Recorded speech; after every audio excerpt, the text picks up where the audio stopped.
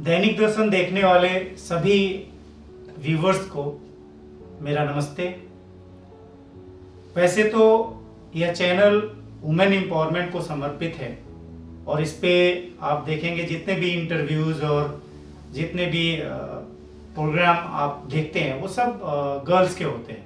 हमारी जो एडिटर है, जो सब एडिटर है, कैमरा, सारे काम करने वाली लड़कियां हैं। लेकिन आज का जो मुद्दा था, आज जो यहाँ पे टॉक शो करने जा रहे हैं, हम जो बातचीत करेंगे, ये मुद्दा थोड़ा अलग था, इसलिए मुझे आना पड़ा क्योंकि पर्सनालिटी ही अलग है। और मैं आपको एक बात, इस बातचीत से शुरू करने से पहले एक लाइन समर्पित करूंगा मैं उनको जिनके साथ आज हम बैठे हैं कि सफर में धूप तो होगी, सफर में धूप तो होगी, जो चल सको तो चलो। ये प्रूव किया है देवेंद्र से देविका बने हमारी आज के उत्तर प्रदेश सरकार में दर्जा प्राप्त मंत्री देविका मैम, स्वागत है आपका। Thank you so much. हम सवाल आज जो मैम से करने वाले हैं, ये सवाल देविका जी से नहीं है, ये सवाल बेसिकली सोसाइटी से है। हम उस समाज से सवाल पूछने जा रहे हैं जिस समाज में ट्रांसजेंडर को एक गाली समझा जाता है। आप बताइए, इस पे आप सोचिए कि एक ट्रांसजेंडर के ट्रांसजेंडर होने में किसकी गलती है? क्या उसकी खुद की? क्या वो अपनी मर्जी से ट्रांसजेंडर पैदा हुआ? फिर उसको एक अलग तरह की जिंदगी जीनी पड़ती है। देविका मैम, मैं यहीं से शुरू करूंगा कि जब कोई भी बेबी बर्थ जब लेता है तो उसकी मर्जी नहीं होती कि वो कहां पैदा हो रहा है, कैसे पैदा हो रहा है, किसके घर पैदा हो रहा है। जब ये सब कुछ गॉड के द्वारा डिसाइड होता है तो शुरुआत से ही माँ बाप से लेकर समाज तक ये ऐसा क्यों? सबसे पहले तो मैं आपको नमस्कार करना चाहूँगी और सभी इस चैनल के माध्यम से जितने भी लोग आज मुझे सुन रहे हैं, जैसा कि हमारे बांदे साहब ने कहा कि ये चैनल महिलाओं को समर्पित है, तो मैं खुद को भी एक महिला ही मानती हूँ। फ़र्क इतना है कि मैं एक ट्रांसजेंडर महिला हूँ और महिलाओं के संघर्ष, महिलाओं के लिए समानता और महिलाओं पर होने जा रहे अत्याचार, या महिलाओं पे कहते हैं ना कि लोगों ने एक टर्म दे रखा है कि औरत है तो वो अबला ही होगी, पर ये कॉन्सेप्ट आपके चैनल के माध्यम से बदलना चाहती हूँ कि हर औरत अबला नहीं होती, सबला होती है। और जैसा कि आज आपने कहा कि क्या ट्रांसजेंडर होना अभिशाप है, हाँ, या ट्रांसजेंडर पैदा होना, तो बिल्कुल जैसे मुझे लगता है कि ट्रांसजेंडर वही व्यक्ति होते हैं जो आपके जैसे होते हैं। जैसे एक महिला पैदा होती है, एक पुरुष पैदा होता है, वैसे भी ट्रांसजेंडर पैदा होते हैं। और ट्रांसजेंडर कोई धरती फाड़ के या आसमान तोड़ के पैदा नहीं होते, वो भी एक माँ के गर्भ से पैदा होते हैं। और किसने चाहा था कि मैं एक ट्रांसजेंडर पैदा हूँ? अगर मेरे बस में होता तो मैं खुद को एक महिला या पुरुष के फ्रेम में देखती, पर आज अगर मैं अपने आप को तृतीय लिंग, एक उभयलिंगी के रूप में या एक ट्रांसजेंडर महिला के रूप में देखती हूँ, तो मुझे लगता है कुछ भी नया और अनोखा नहीं है और कुछ भी विशेष नहीं है। ये उतना ही सरल है, उतना ही सहज है जैसे कि एक पुरुष और एक औरत होना। फर्क इतना है कि हमने अपने नजरिए को नहीं बदला है। हम लोगों को उनकी लैंगिकता से जज करते हैं। हमें जज करना चाहिए तो लोगों को उनकी प्रतिभा और उनके टैलेंट से करना चाहिए, जो प्राय नहीं मिलता है। तो आज भी समाज में जब भी ट्रांसजेंडर बच्चे किसी के घर में पैदा होते हैं, समाज में उनके प्रति सोचने का नजरिया बदल जाता है। मैं दर्शकों को बताना चाहती हूँ कि ट्रांसजेंडर्स होते क्या है। ट्रांसजेंडर एक ऐसा शब्द है जिसे हम हिंदी में उभयलिंगी कहते हैं, यानी वो व्यक्ति जिसका वर्तमान का लिंग उसकी जन्म के लिंग से मैच नहीं करता है। जैसे मेरी बात करें, मैं देवेंद्र के रूप में पैदा हुई, बचपन में मेरा लालन पालन एक लड़के के रूप में हुआ, पर कुछ ऐसा था जो सब कुछ अलग था मेरे अंदर। और वो क्या था? वो जो अलग था वो एक नारित्व था जो मेरे अंदर था, एक औरत थी जिसकी रूह मेरे अंदर थी। फर्क इतना था कि मेरे माँ बाप ने, डॉक्टरों ने, सबने तय किया ये पुरुष है, ये महिला नहीं है। तो ऐसे व्यक्तियों को अपने लिंग को, जो मैं पैदा हुई उसको वर्तमान लिंग से मिलाने के लिए मैंने विभिन्न प्रकार की शल्य चिकित्साओं का सहारा लिया, हार्मोनल थेरेपीज का सहारा लिया। उसके साथ साथ आज भी मैं अपनी लैंगिकता को, सबसे पहले मैंने अपनी लैंगिकता को स्वीकारा कि मैं हूँ कौन, क्योंकि हम समाज में तभी अपने आप को आगे रख सकते हैं जब हम ये तय करें कि हम क्या हैं। अगर आपके अंदर सेल्फ एक्सेप्टेंस ही नहीं है तो आप समाज में वैसे ही टूटते रहेंगे, वैसे ही कुचले और दबे जाएंगे। इससे हजारों व्यक्ति होते हैं। तो ट्रांसजेंडर उन्हीं में से एक होते हैं और इस प्राय इनको ट्रांसजेंडर पुरुष, ट्रांसजेंडर महिला बोला जाता है। एक और तबका होता है हमारे समुदाय का जो कि जिन्हें हम लोग कहते हैं कि कुछ ट्रांसजेंडर माँ के पेट से पैदा होते हैं। जो माँ के पेट से पैदा होते हैं वो ट्रांसजेंडर ना होके इंटरसेक्स उनको बोला जाता है मेडिकल टाइम में। इंटरसेक्स यानी उनके जन्म के समय डॉक्टर ये नहीं पता लगा सकते हैं कि वो मेल है या फीमेल है। अच्छा। वो बायोलॉजिकली चैलेंज होते हैं और वो इंटरसेक्स की कैटेगरी में आते हैं। तो कुल मिला के जो ये कैटेगरी बनी हुई है जिसमें मेरी जैसी ट्रांस महिलाएं, ट्रांसजेंडर पुरुष, इंटरसेक्स और एक ग्रुप होता है जिसे हम लोगों ने नाम दिया है हिजरा या किन्नर का। जबकि हिजरा और किन्नर कोई व्यक्ति नहीं होता है, वो एक प्रोफेशन होता है। आज अगर मैं बीइंग अ ट्रांसजेंडर महिला या अपने आप को अगर मैं हिंदी शब्दों में अगर कहूँ कि मैं एक किन्नर व्यक्ति हूँ या मैं एक हिजड़ा व्यक्ति हूँ, क्योंकि लोग मुझे उपनाम मैंने तय नहीं किए, मुझे समाज ने उपनाम दिए हैं। तो मैं आज उन्हीं समाज के उपनामों को तय करूंगी जिससे मैं आपके बीच की दूरी को और अच्छी बना सकूं। आज का कार्यक्रम जो है ये हमने उनके लिए रखा है कि जो लोग ट्रांसजेंडर होते हैं तो देविका जी क्या होता है कि उनके लाइफ में शुरू से एक स्ट्रगल आ जाता है, तो उनकी जो हिजड़ा बनने की जो कहानी है, कैसे वो एक normal successful women just like you, आप आज एक मंत्री हैं, मिनिस्टर हैं, एक पावरफुल पोस्ट होता है, तो यहाँ तक पहुंचना बहुत टफ होता है। तो हम एक बार बेसिक से चलना चाहेंगे कि आपने बेसिक जो लर्निंग स्किल है जो एक ट्रांसजेंडर जैसे शुरुआत में कैसे अपने को ये माने कि नहीं मैं कुछ कर सकता हूँ या मैं कुछ कर सकती हूँ, मुझे कुछ सीखना चाहिए, ये दौर आपका कब शुरू हुआ? जब मैं पैदा हुई तो मैं एक ऑर्थोडॉक्स ब्राह्मण फैमिली में पैदा हुई। मेरे घर में संस्कार थे, परंपराएं थी, रीति रिवाज थे और उस घर में मैं अभागी पैदा हो गई। मेरे पैदा होने पे बड़ा जश्न मनाया गया। माता पिता ने कहा कि हमारे घर में पुत्र की प्राप्ति हुई है, पर वो पुत्र तो कभी था ही नहीं, क्योंकि कुछ विशेषताओं के साथ, मैं कमियां नहीं कहूंगी, मैं विशेषताएं कहूंगी, कुछ विशेषताओं के साथ मैं पैदा हुई। लोग कहते हैं कि ट्रांसजेंडर होना एक कमी होती है, पर मैं सोचती हूँ ये मेरी विशेषता है। It's my characteristic, it's my speciality कि मैं एक ट्रांस महिला, एक ट्रांसजेंडर व्यक्ति पैदा हुई और इस समाज का हिस्सा बनी। तो जैसा आपने कहा बचपन में लालन प्यालन बहुत हो, एक 14 साल की उम्र में कुछ अलग होने लगा। अलग क्या होने लगा? मेरी माँ मुझे पैंट शर्ट पहनाती थी, मैं वो उतार फेंक देती थी।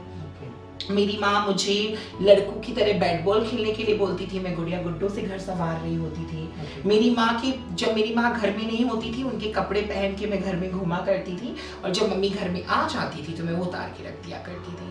पर एक रोज इंतहा हो गई। एक रोज मैंने अपनी माँ को कहा कि मम्मी बस अब नहीं मैं कर पाऊंगी, अगर आप मुझे अपनी बेटी के रूप में स्वीकारती हैं तो मैं बेटी के रूप में आपके पास। तो मेरी माँ ने एक रसीद मेरे गाल पे काट दी और मुझे वो एक ओझा, एक तांत्रिक के पास ले गई कि इसको नजर लग गई है मानसिक रूप से भी। और मानसिक रूप से तो बाद में उन्होंने सोचा, पहले तो तांत्रिक पे ले गई कि, और तांत्रिक ने कहा कि आपकी बेटी के अंदर एक औरत की आत्मा आ गई है। और वो मेरे माँ बाप को लूटता रहा, कभी 5,000 कभी 2,000, और वो झाड़ फूक आप करता रहा। ये यहाँ एक मैसेज है कि तांत्रिक लोगों से दूर रहे। हाँ, ये बिल्कुल। तो वो झाड़ू फूक करता रहा ना, मैं आज तक ठीक हुई झाड़ फूक से, और मैं आज जैसी हूँ, जैसी देविका पहले थी वैसी देविका अब है। तो मुझे लगता है मेरा तो आधा किलो वजन भी नहीं घटा। फिर मुझे साइकेट्रिस्ट पे लेकर आया गया कि ये पागल हो गई है। वहाँ साइकेट्रिस्ट, अब बड़ा दुखद बात मैं कहूंगी आपको आज आपके चैनल के माध्यम से, उस दौर में साइकेट्रिस्ट को पता ही नहीं होता था कि ट्रांसजेंडर्स होते क्या है। अच्छा। हाँ, उन्होंने कहा कि इसके अंदर कोई टेस्टोस्टेरोन की कमी है और मुझे टेस्टोस्टेरोन की बूस्टर की इंजेक्शन लगाने लगे। कितना मुश्किल होगा कि 14 साल के बच्चे को आप टेस्टोस्टेरोन दे रहे हैं, मेल हार्मोन जो होता है, जो पुरुष के अंदर बनता है, वो इंजेक्शन दिए जाते थे कि मेरी आवाज भारी हो जाए। हाँ, मेरी आवाज भारी हो जाए, मैं मर्दाना बिहेव करने लगूं, मैं जो लहरा के बल खा के चलती हूँ मैं सीधे चलने लगूं, मैं अपने आप को करती हूँ की जगह करता हूँ करती रहूं, और उससे कुछ नहीं हुआ, उससे मेरी हालत दिन पे दिन खराब होती चली गई। वहां से एक रात मैंने फैसला किया कि देविका अब घुट घुट के नहीं मरना है। मैं वहां से भाग गई। पहला दिन रोने धोने में गया। कौन सा ईयर था ये जब मैं 14 वर्ष की थी और ये मैं बात कर रही हूँ सन 2002 की। तो वहां से आप भाग के फिर मैं नई दिल्ली रेलवे स्टेशन पहुंची, हजरत निजामुद्दीन। कुछ मेरे पास 20 रुपए थे। पहला दिन रोने धोने में गया, दूसरे दिन मेरे पास कुछ पैसे थे, उससे मैंने खाया, तीसरे दिन मेरे पास कुछ नहीं था। फिर मुझे बहुत भूख लगी तो मैंने देखा कि कुछ ट्रेन्स के अंदर जो भीख मांगने का काम करते हैं ट्रांसजेंडर समुदाय के व्यक्ति, उनके ग्रुप ने मुझे पहचान लिया क्योंकि मैं बड़ी डरी सहमी, दोनों पैरों को क्रॉस लेग करके एक लड़की के जैसे बनी थी कि एक लड़की डरी सहमी सी है।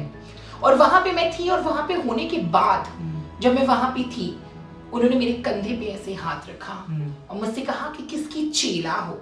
मुझे बड़ा आश्चर्य हुआ बिकॉज एक 14 साल के बच्चे को क्या पता कि गुरु चेला परंपरा क्या होती है। किन्नर समाज में एक बहुत खास परंपरा होती है गुरु शिष्य परंपरा, जिसपे वो लोग काम करते हैं। नहीं, ये मैं यहाँ पूर्ण कर रहा हूँ।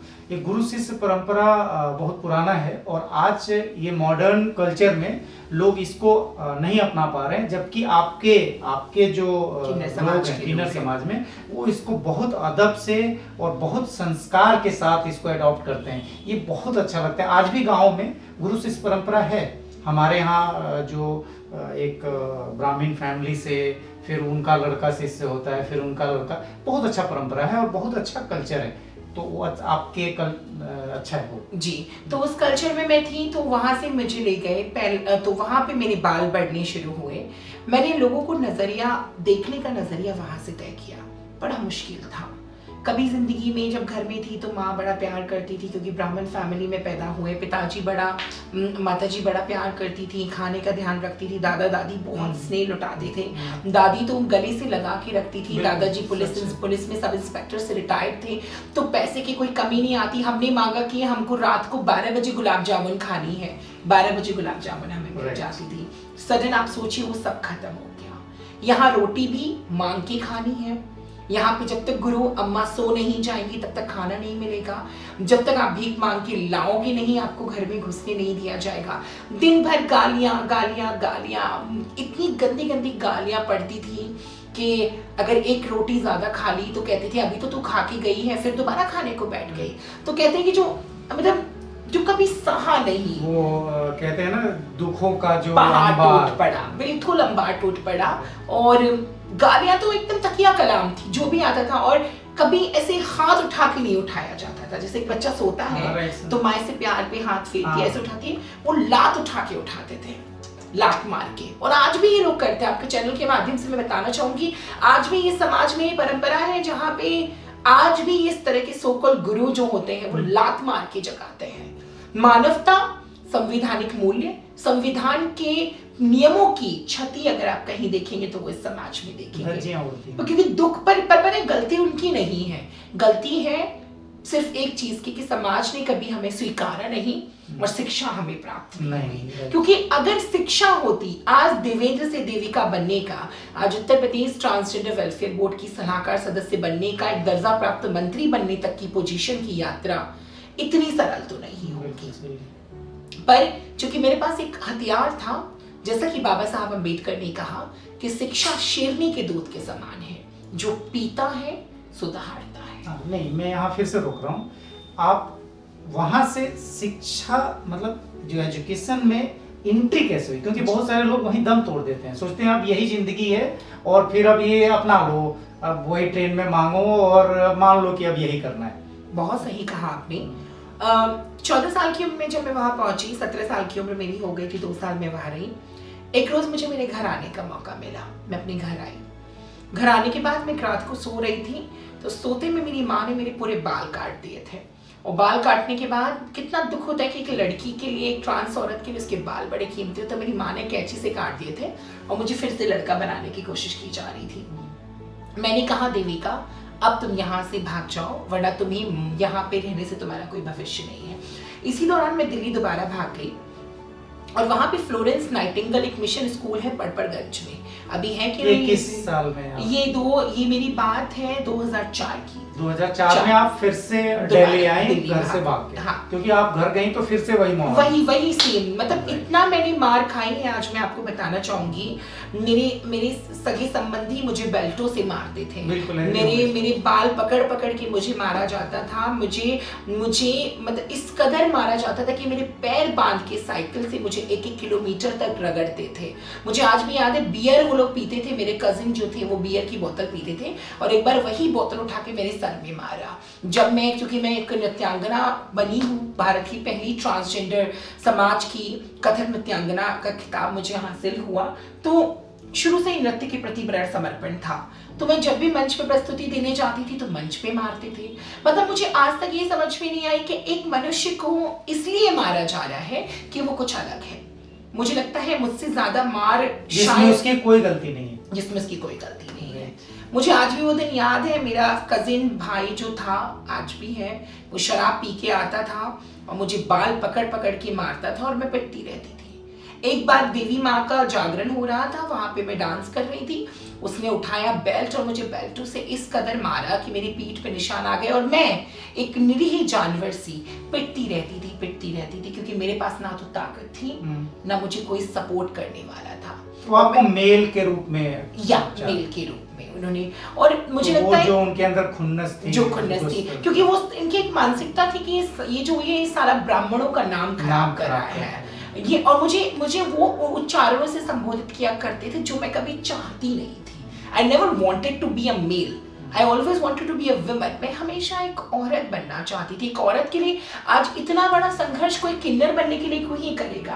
अगर हमें पता लगता तो एक किन्नर बनने के लिए कोई संघर्ष क्यों करेगा? अगर कोई करेगा वो भी इस सोसाइटी में, तो वो एक महिला बनने के लिए कि हम भी फ्रॉक पहनेंगे, हम भी सूट पहनेंगे, हम भी लिपस्टिक लगाएंगे, हमारा भी एक बॉयफ्रेंड होगा, हमारा भी प्रेमी होगा, कोई हमसे प्रेम करेगा। जैसे छोटे 16 साल की लड़कियों के मन में एक उमंग उठती है ना कि शर्माना, लजाना, क्लास के जो साथी होते हैं उनके प्रति समर्पित होना, कुछ बॉयफ्रेंड गर्लफ्रेंड प्रेमी प्रेमिकाओं की कहानी। उस जमाने में तो खत चलते थे, उस जमाने में तो मोबाइल का दौर आया भी नहीं था, लेटर ऑन आया, तो चिट्ठियां लिखना, किसी को देख के मुस्कुराना, पर वहां से भी सिर्फ धोखे ही धोखे मिले। जिससे दिल लगाया उसने दगा किया, हम तो ऐसे बेरुखे निकले कि हर रोज दगा सहते चले गए।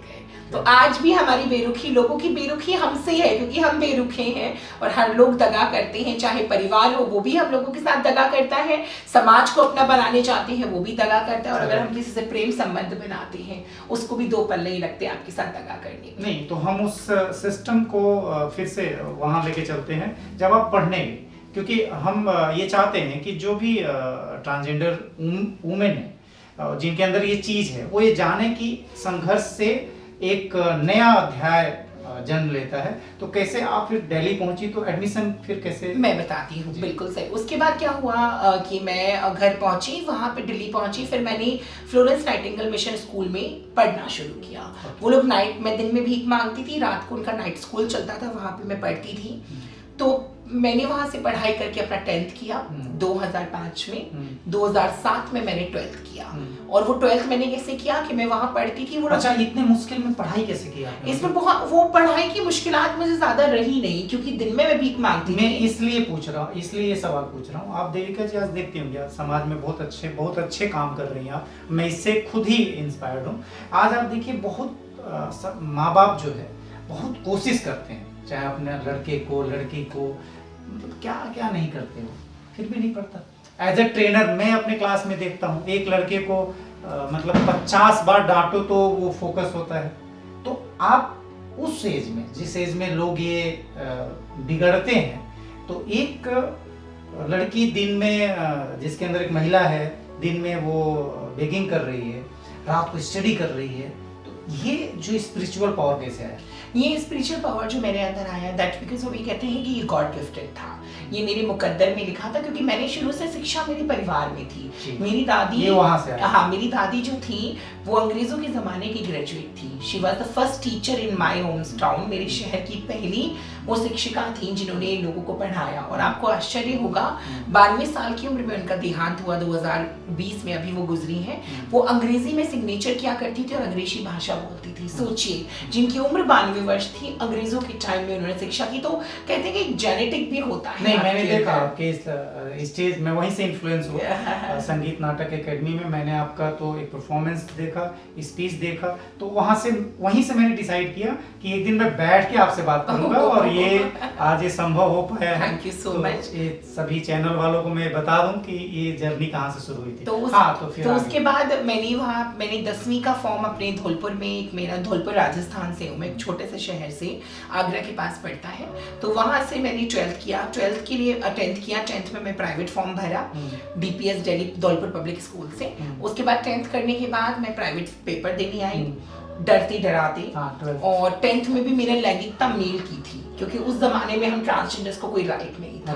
तो मैं अपने पुराने नाम, जो कि मेरा पूर्व नाम देवेंद्र था, तो देवेंद्र के नाम से मैंने 10वीं, क्योंकि उस जमाने में बहुत आश्चर्य था कि ना तो कोई अधिकार था हम ट्रांसजेंडर्स को, और हमें तो ये भी नहीं पता था कि हमारी लैंगिकता क्या है, क्या हम पुरुष हैं या महिला है। वो तो 2014 में एक लंबी लड़ाई लड़ने के बाद, जब नालसा जजमेंट आया, जब सर्वोच्च न्यायालय ने ये आदेश दिया कि ये जो वर्ग है, ये जो समुदाय है, इससे तृतीय लिंग की वरीयता देनी चाहिए, 2014 में जब नालसा जजमेंट आया, तब हम लोगों को लगा कि हम भी कुछ हैं। अदरवाइज कीड़े मकोड़े वाली जिंदगी थी। तो ऐसे करके मैंने 12th किया उसी स्कूल से। मैंने मैथमेटिक्स लिया।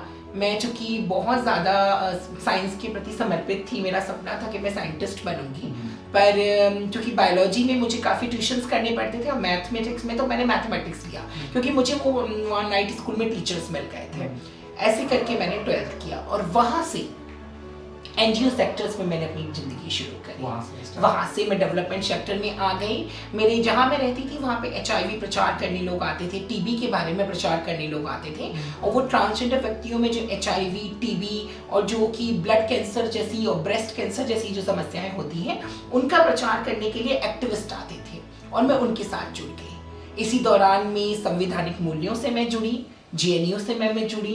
मैंने वहाँ पे कैंपेनिंग करना, वहाँ पे कैसे अपने अधिकारों के लिए मांग रखना, उससे भी मैं जुड़ी और कुछ एक रोल मॉडल तय किए।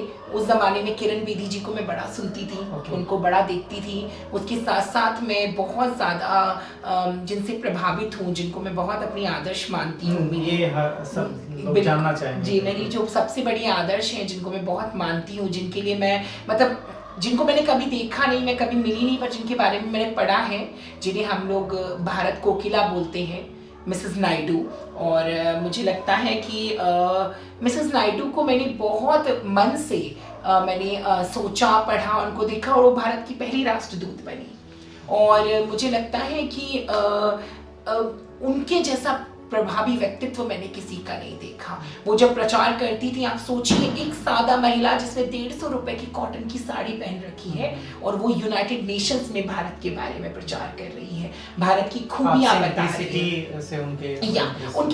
मैंने उनको कभी मिली नहीं, क्योंकि वो काफी एज में, जिन्हें हम सरोजनी नायडू के नाम से जानते हैं, तो मैं मिसेस नायडू उनको इसलिए बोलती हूँ कि उनके जो पति थे वो उनको मिसेस नायडू बोलते थे। उनका नाम सरोजनी नायडू है। और मैंने जब देखा कि एक मतलब मैं ग्रे भी नहीं कहूंगी उनको कि वो ब्राउन थी या हमारे भूरे रंग की थी, वो अश्वेत महिला जैसे आप समझ लीजिए, बहुत डस्की कॉम्प्लेक्शन था, सिंप्लिसिटी थी। और मैं आज भी, मेरे पास एक वीडियो है जब उन्होंने भारत के बारे में, व्हेन शी सेड कि आई केम फ्रॉम दैट कंट्री जहाँ पे डाइवर्सिटी है, जहाँ पे डिफरेंट रिलीजन्स हैं, जहाँ पे डिफरेंट माइंडसेट्स हैं। बिल्कुल, मैं आपको जरूर मैं शेयर करूंगी। तो सरोजनी नायडू जी को मैंने हमेशा भारत कोकिला उनको कहते हैं, मैं बहुत फॉलो करी। और किरण बेदी जी की तरह बेबाक होना, अपने अधिकारों के लिए लड़ना, मैंने वहां से सीखा और इस तरीके से NGO सेक्टर्स में मेरी लाइफ शुरू हो गई। उसी दौरान मैंने अपना एक फाउंडेशन बनाया, समानता का सम्मान फाउंडेशन। सम्मान फाउंडेशन आपने शुरू किया, NGO, जिससे कि मैं मेरे जैसे लोगों के लिए काम कर सकूं।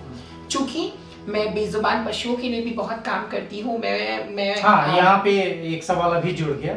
मैं आपके बहुत स्टेटस देखता रहता हूँ और आप वीगन हैं। हाँ, मैं vegan मैं बताना चाहूँगा दर्शकों को। और वीगन होना बहुत टफ है आज के डेट में, क्योंकि बाहर कुछ खाने को भी मिलना नहीं बहुत मिलता है। मिलना बहुत मुश्किल हो जाता है वीगन वालों के लिए। तो ये भी एक चैलेंज है आपके लिए अभी? ये चैलेंज था एक जमाने में। मैं पिछले 5 वर्षों से वीगन हूँ। पहले तो खाने पीने में बड़ी असमर्थता है, बाहर क्योंकि कैसे खाना तो मैनेज बहुत करते हैं? सरल, बहुत सरल। किसी भी होटल में जाइए, बस चाय तो नहीं पीना है, चाय पीना है तो ब्लैक चाय पीनी, क्योंकि मुझे लगता है कि एक जो दूध है या जो दही है या जो कुछ भी है, एक जमाना था जब किसान बड़े प्रेम से पशुओं को रखते थे। हाँ, ये बात बड़े सही है। प्रेम से पशुओं की सेवा करते थे। पर जब से डेयरी इंडस्ट्री ने इतना बड़ा रूप इख्तियार किया है, जब से डेयरी, तो आप देखिए हर पशु का शोषण हाँ, होता है। शोषण। आज अब मैं तो नाम उनके लेके बोलती थन तक हूँ, कट जाते हैं, बिल्कुल, मैं तो मशीन नाम लगा लेके, कर। बिल्कुल मशीन लेके, मैं तो नाम लेती हूँ अमूल जैसी कंपनीज के, जिन्होंने मतलब मशीन लगा के पूरी उनकी हड्डियों का चारकोल तक वो निकाल लेते हैं। उनके बच्चे भूखे प्यासे तड़प तड़प के मर जाते हैं। इसलिए मैंने सौगंध दिखाई कि मैं दूध कभी नहीं तो आज आप पीऊंगी। एक मिनिस्टर हैं, तो आपको ये बात तो उठानी चाहिए। बिल्कुल मैं ये उठाती हूँ। मैंने जो हमारे उत्तर प्रदेश सरकार में पशुपालन मंत्री हैं माननीय धर्मपाल भाई साहब, मैं उनको हमेशा कहती हूँ, हम बहुत जल्दी प्रयास में लगे हैं कि उत्तर प्रदेश में एनिमल वेलफेयर बोर्ड भी बनाया जाए। जैसे ट्रांसजेंडर वेलफेयर बोर्ड है, खादी बोर्ड है, कई तरह के निगम है, उसी तरीके से एक पशु कल्याण बोर्ड का बनना भी बहुत जरूरी है। क्योंकि हमारे भारत, उत्तर प्रदेश, एक तरफ हम प्रोक्लेम करते, एक तरफ हम कहते हैं कि हमारी सरकार जो है वो सनातनियों की सरकार है, हमारे यहाँ पे गौ का पालन के तो हर सबसे ज्यादा गौकशी। अच्छा, हमने सुना है कि योगी जी बहुत मानते हैं आपको जी। और आपके इस टैलेंट को, और एज अ मुख्यमंत्री वो आप पे बहुत प्राउड करते हैं, ऐसा मैंने सुना है जी। कहीं से सूत्रों से। तो योगी जी से आपकी इतनी ज्यादा कनेक्टिविटी कैसे हुई? बाबा जी से मैं ज्यादा बार नहीं मिली, 1 ही 2 बार ही मुझे उनसे मिलने का अवसर मिला। पर बाबा जी, जब मैं इस बोर्ड में आई, तो जब मैंने प्रस्ताव संगठन मंत्री, उस जमाने में सुनील जी बंसल साहब हुआ करते थे, राष्ट्रीय संगठन मंत्री जो बन गए, उस जमाने में विधानसभा प्रभारी थे। तो जब मेरा नाम प्रस्तावित हुआ तो बाबा जी ने एक बैठक करने की कोशिश करी, तो उस बैठक का हिस्सा मैं भी बनी। तो चूंकि न्यूज़ चैनल के माध्यम से, हर चीज़ से, और जब भी कैबिनेट के जो मिनिस्टर्स हैं, जैसे मैं बहुत ज़्यादा शुक्रगुजार हूँ असीम अरुण जी के लिए, जो मेरे बड़े भैया हैं और जो कि माननीय समाज कल्याण मंत्री हैं, वो हो गए माननीय जयवीर सिंह भाई साहब, जो मेरे आदर्श हैं, जो पर्यटन और कला मंत्री हैं। तो इन्होंने हमेशा, बेबी रानी मौर्य जी, इन्होंने हमेशा मेरी बातों को वहाँ तक पहुँचाया। और बाबा जी ने जब मेरा बायोडाटा देखा, जो व्यक्तिगत रूप से वो मुझे मिले, और जिस तरीके से बाबा जी ने मुझ पर विश्वास जताया, क्योंकि किसी भी बोर्ड में, आयोग में जब आप सिलेक्ट होते हैं, मुख्यमंत्री साहब एक एक चीज को बारीकी से समझते हैं, क्योंकि बड़े पद पे, क्योंकि आपको पता है कोई भी आयोग हो, कोई भी निगम हो, कोई भी बोर्ड हो, वो संविधानिक होता है। बिल्कुल, आपके डिसीजन से बहुत कुछ। हाँ, और चूंकि ट्रांसजेंडर वेलफेयर बोर्ड महिला आयोग की तरह बना है, जैसे महिला आयोग में महिला आयोग के अंदर जब सुप्रीम कोर्ट में याचिका दायर हुई, जिस तरीके से बना, उसी तरीके से transgender welfare board NALSA judgment आने के बाद बना। तो हमें वही शक्तियां प्राप्त हैं जो एक महिला आयोग और बाकी सब जो संविधानिक आयोग है, बाल कल्याण आयोग हो गया, SC ST आयोग हो गया, शेड्यूल्ड कास्ट और शेड्यूल्ड ट्राइब आयोग। तो पर दुखद इतना है कि आज भी सही ढंग से उस बोर्ड में काम नहीं हो पाता है, क्योंकि लोगों की मानसिकता वही है ना कि ट्रांसजेंडर्स हैं। बहुत जगह पे जब मैं जाती हूँ और जब मैं कहती हूँ कि मैं आज Uttar Pradesh transgender welfare board की एडवाइजर मेंबर एडवाइजर हूँ, एक सलाहकार, एक सदस्य के रूप में मैं काम करती हूँ, तो वो अभी भी कहते हैं रियली ऐसा भी होता है, बिल्कुल सही, विश्वास करने को तैयार नहीं होते। जब मैं, क्योंकि हमें बाबा जी की कृपा के अनुसार गृह विभाग की तरफ से एक लेटर मिलते हैं कि हम किसी भी VVIP गेस्ट हाउस में, सर्किट हाउस हम अवेल कर सकते हैं, सरकारी गाड़ी अवेल कर सकते हैं। तो वो लोग बड़े आश्चर्यचकित होते हैं। कभी कभी तो पुलिस एस्कॉर्ट देने से मना कर देती है, सुरक्षा देने से मना कर देती थी कि हमें डाउट है कि ये है कि नहीं। तब मैं फिर अपने अधिकारियों से फोन करवाती हूँ कि जरा बोलिए, ये गनर नहीं मुझे मिल रहा है, क्योंकि मुझे उत्तर प्रदेश सरकार ने अगर एक बोर्ड और एक आयोग में बिठाया है, तो मैं भी सोचती हूँ कि मुझे वो सारी सुविधाएं मिले जो एक महिला आयोग के, बाल आयोग के और SC ST आयोग और अल्पसंख्यक आयोग के व्यक्ति को मिल रही है। फर्क क्या है? फर्क कुछ नहीं। यहाँ एक जानकारी मैं आपसे लेना चाहूंगा कि क्या ये जो ये वेलफेयर जो सोसाइटी है, बोर्ड है आपकी, हाँ जी। क्या ये सभी प्रदेशों में है कि यूपी? ये हमारे 12 राज्यों में बने हैं। अच्छा, अभी 12 और सबसे ज्यादा प्रभावशाली उत्तर प्रदेश में है, क्योंकि उत्तर प्रदेश अपने आप में राज्य नहीं है, राज्यों का राज्य है। और मुझे लगता है जितने जिले हमारे उत्तर प्रदेश में है, तो मुझे लगता है सबसे बड़ा राज्य है। तो प्रभावशाली रूप से काम हम लोग बहुत अच्छा कर रहे हैं। उसमें आपका एक रोल बनता है, आपका एजुकेशन। हाँ, बिल्कुल। क्योंकि आपकी एक्टिविटी में मैंने सुना है, देखा है, अभी हाल ही में आपने एक क्लिनिक का भी। हाँ, ट्रांसजेंडर क्लिनिकल केयर हमारा भारत में पहली बार एक ट्रांसजेंडर उसके बारे में कुछ बताइए। हाँ, हमारे भारत में ट्रांसजेंडर क्लिनिकल केयर यूनिट बनाया। बड़ी लंबी लड़ाई हमने लड़ी, मैं और मेरे सहयोगी श्री शिवेन गुरेजा, जो कि एक ट्रांसजेंडर पुरुष हैं और जो कि काफी समय से मेरे साथ में लगे हुए हैं। उनके प्रयासों के साथ मिलकर हमने Uttar Pradesh transgender welfare board और Sanjay Gandhi post graduate institute for medical science, SGPGI जिसे हम बोलते हैं, बड़ा प्रतिष्ठित इंस्टीट्यूट है अपने उत्तर प्रदेश का, उसके साथ मिलकर भारत का पहला ट्रांसजेंडर क्लिनिकल केयर यूनिट बनाया, जिसमें हम 15 तरह की स्पेशलाइजेशन की दवाइयां, ऑपरेशन और चिकित्साएं उपलब्ध करा रहे हैं, वो भी पूर्णतः निःशुल्क है। जहां SGPGI में मरीजों को बैठने के लिए, लेटने के लिए बेड नहीं मिलते, वहां पे मेरे लोग इज्जत के साथ गरिमापूर्ण तरीके से अपना इलाज करा रहे हैं और आपको जान के बड़ा आनंद होगा, करीबन 100 से ज्यादा मरीज सेवाओं का लाभ ले रहे हैं। अभी तक हमारे जो व्यूवर्स हैं, दर्शक, ये समझ गए होंगे कि ये जर्नी कहाँ से शुरू हुई और कहाँ तक पहुंची है। आपको पूरा समझ में आ गया होगा कि एक ट्रांसजेंडर क्या कर सकता है। अब मैं थोड़ा सा एक लास्ट में चलते चलते, तो 2027 तक आपने क्या क्या लक्ष्य सेट किए हैं अपने इस सोसाइटी के लिए, अपने इस ट्रांसजेंडर को एजुकेट करने के लिए, मैन और वुमेन व्हाटएवर? सबसे बड़ा जो मेन मुद्दा है वो शिक्षा है। शिक्षा के साथ स्वास्थ्य, तो स्वास्थ्य में हम निकल चुके हैं आगे, ऑलरेडी हमने बना दिया। शिक्षा में नीतियां हम लोग तय कर रहे हैं, माननीय उच्च शिक्षा मंत्री योगेंद्र उपाध्याय जी भाई साहब के साथ मिलके हम पॉलिसीज बना रहे हैं, जहां पे हम ट्रांसजेंडर्स को निःशुल्क शिक्षा देंगे विद सब्सिडी। क्योंकि अगर आप पढ़ाएंगे ना तो पढ़ेंगे नहीं, पर अगर आप उनसे ये कहेंगे कि तुम पढ़ो और तुम्हारे रहने खाने के साथ तुम्हें कुछ खर्चा मिलेगा, तो वो जरूर पढ़ेंगे। क्योंकि सिर्फ पढ़ाई करना एक उद्देश्य नहीं होता, क्योंकि अगर हम पढ़ते हैं तो हमारे साथ माँ बाप का हाथ होता है, जो हमारे लिए रोटी कपड़ा और मकान का इंतजाम करते हैं। अब हमारे साथ तो कोई नहीं है, तो अगर हम पढ़ेंगे तो ऐसे हॉस्टल्स का निर्माण मैं करवाना चाहती हूँ उत्तर प्रदेश में, जहाँ पे बच्चे निःशुल्क शिक्षा प्राप्त कर सके, उनको सब्सिडाइज रूप से वहां पे रहने खाने की व्यवस्था हो, कपड़ों की व्यवस्था हो, और कुछ एक पॉकेट मनी जो कि उनकी शिक्षा के लिए काम आए, स्कॉलरशिप के रूप में, फेलोशिप के रूप में उनको दी जावे, जिससे वो उच्च शिक्षा ले सके। तीसरा जो सबसे बड़ा गहन मुद्दा है वो है समावेशिता। हम सरकार को कितना प्रेशर कर सकते हैं, सारा भार तो हमारे ऊपर नहीं हो सकता, हम हर एक ट्रांसजेंडर को सरकारी अफसर तो नहीं बना सकते। तो जो हमारे कॉर्पोरेट्स हैं, जो हमारा प्राइवेट जो संस्थान है, प्राइवेट इंडस्ट्रीज हैं, कॉर्पोरेट्स हैं, उद्योग हैं, उनको बहुत जरूरी है आगे आना।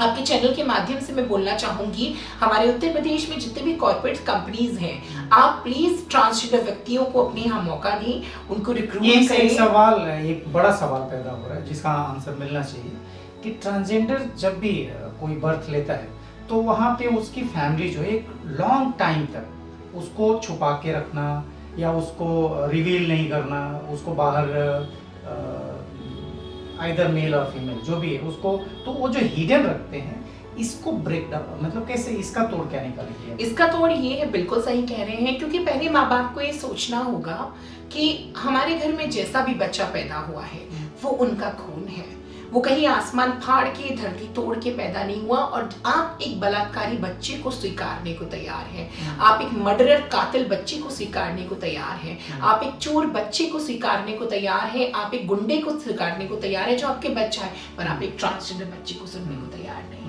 कारण क्या है?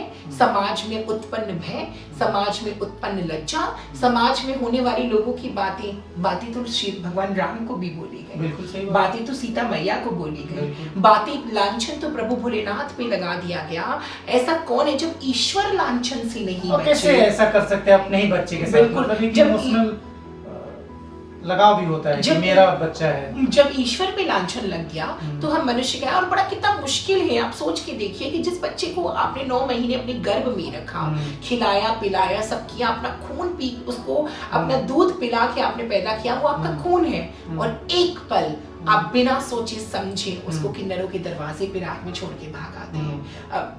आज मैं बताना चाहूंगी आपको, किन्नर समाज के लोग भी बड़े होशियार हो गए हैं। वो भी कभी भी इन बच्चों को लेकर आए चाहते हैं, उनके मन में भी पीड़ा होती है कि हमें क्यों दे रहे हो, तुम्हारा बच्चा है तुम रखो ना, हम कैसे पालेंगे, हमारे पास तो खुद खाने पीने के लिए नहीं है और हमारे पास रहने की जगह नहीं। पर माँ बाप कहते हैं ये तुम्हारा है, कैसे तुम्हारा है, वो कैसे हमारा है, मैंने तो पैदा नहीं किया ना, मैं तो बच्चा पैदा कर ही नहीं सकती, तो मैंने तो पैदा किया ही नहीं, मुझे भगवान ने इस लायक नहीं बनाया। फिर वो मजबूरी में बस में उनको मैं देखता हूँ, मैं उनको फेस नहीं कर पाता, इसलिए नहीं कि वो मांगने आ रहे, वो जो तरीका होता है और वो देखते हैं कि हमारे ही बीच के और इनके साथ ये देखो आ गया समथिंग बोल के, ये मतलब अजीब, तो ये बड़ा दर्द है। और मैं यहाँ एक बात और कहना चाहूंगा कि आप एक मंत्री को देख के, मतलब ये एक बाकी मंत्रियों के लिए भी मैसेज है कि एक विभाग मंत्री अगर अपने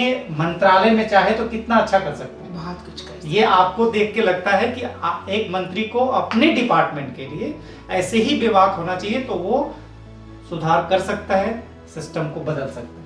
और बड़ी दुर्भाग्य की बात है कि हमें तो एक पोजीशन दी गई है जो इक्वल टू अ मिनिस्टर है, हमारे पास कोई विभाग नहीं है, कोई कुछ नहीं है, दर्जा प्राप्त मंत्री को लगा लेते हैं अपने नाम के पीछे कि हम खुश हो जाते हैं कि हम एक सरकार की प्रतिनिधि भी हैं।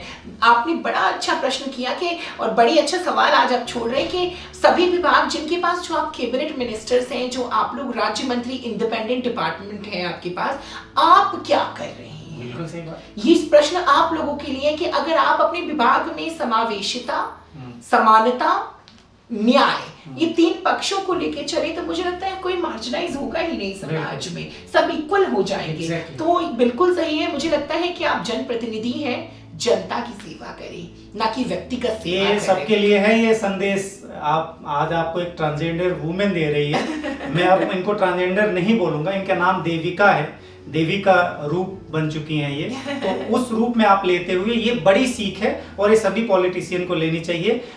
आगे हम और चर्चा करेंगे, अगली बार फिर से इनसे और बातें करेंगे, क्योंकि एक साथ बहुत सारी चीजें हम यहाँ नहीं ला सकते। बस लास्ट में चलते चलते हम ये कहेंगे सभी के लिए, इस लाइन में अपने सेमिनार में भी बोलता हूँ, इनके लिए भी बोल रहा हूँ कि बदलाव यूं ही नहीं होता है। इस पे बड़ा अच्छा जगजीत सिंह का एक गजल है, आप सबको सुनना चाहिए। प्यार का पहला खत लिखने में वक्त तो लगता है, प्यार का पहला खत लिखने में वक्त तो लगता है, नए परिंदों को उड़ने में, नए परिंदों को उड़ने में वक्त तो लगता है। और ये लाइन देविका मैम को मैं प्रेषित करता हूं कि हमने इलाजे जख्मे दिल तो ढूंढ लिया, लेकिन गहरे जख्मों को भरने में वक्त तो लगता है। तो सैल्यूट करता हूं मैं आपको, और इतने शानदार तरीके से समझाने के लिए। फिर मिलेंगे अगली बार देविका मैम के साथ, तब तक के लिए नमस्कार।